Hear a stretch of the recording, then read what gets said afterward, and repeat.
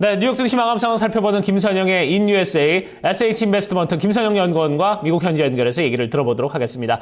연구원님 안녕하십니까? 예, 안녕하십니까. 김선영입니다. 네, 자 그리스가 제출했던 이 방안도 좀 수용이 됐고 거기에다가 제니 옐런 이 의장이 최소한 뭐 향후 두 차례 FOMC 회의에서 금리 인상 없을 것이다 이런 얘기를 하면서 전체적으로 시장에 좀 안도감을 준 것 같습니다. 어떻습니까? 예, 그렇습니다. 연준이 금리 인상에 대해 신중한 입장을 취할 것이라는 분석으로 오늘 뉴욕 증시 3대 지수가 모두 상승했습니다. 오늘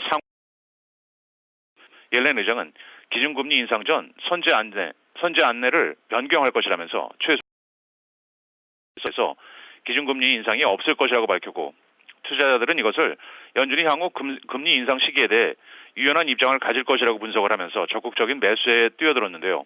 어제까지만 해도 올 6월경 금리 인상이 이루어질 거라는 것이 대부분의 컨센서스였지만 오늘 연소로 금리 인상이 적어도 10월 이후가 될 것이라는 전망이 우세한 상황입니다.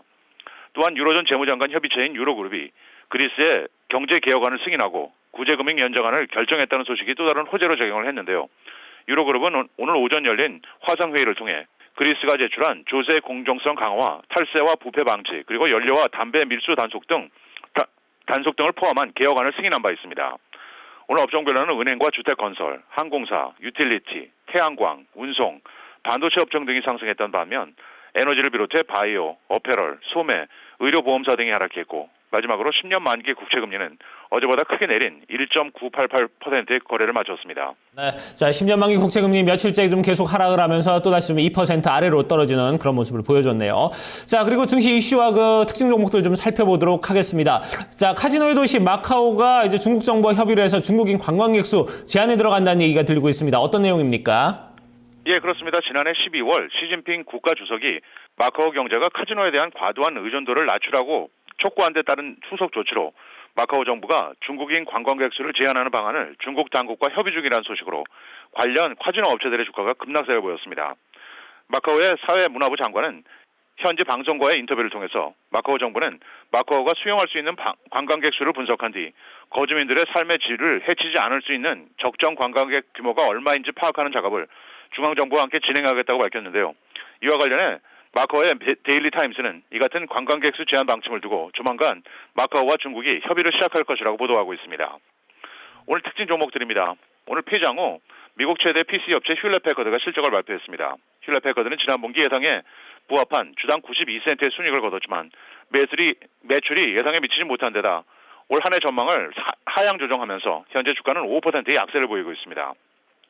다우지수의 구성 종목인 미국 최대 건축자재 업체 홈디포는 지난 분기 중 예상을 10센트 웃돈 주당 1달러의 순이익을 거두고 주주배당 26% 인상 그리고 180억 달러 규모의 대규모 자사주 매입 계획을 내놓으면서 4.5%가 급등해 사상 최고치에 올라섰습니다.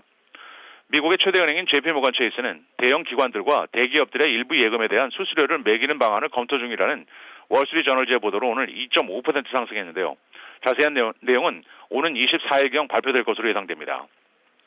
증권사 스티플 파이낸셜은 경쟁사인 스톤에이지를 1억 5천만 달러의 전격 인수한다고 밝히며 5.8% 급등했고 고급 주택건설사인 톨브라더스는 지난 분기 예상을 크게 상회한 주당 44센트 순이익과 전년 대비 32%가 급증한 매출을 밝히면서 오늘 3.8%가 올라 지난 1년 내 최고치에 올라섰으며 마지막으로 증권사 바클레이스가 올 한 해 매출 증가 추세가 이어질 것이라면서 고객들에게 매수할 것을 권했다는 소식에 지난 1월 말 증시에 데뷔한 고급 햄버거 전문 외식업체 쉐이크쉑이 4.5%의 오름세로 거래를 마쳤습니다.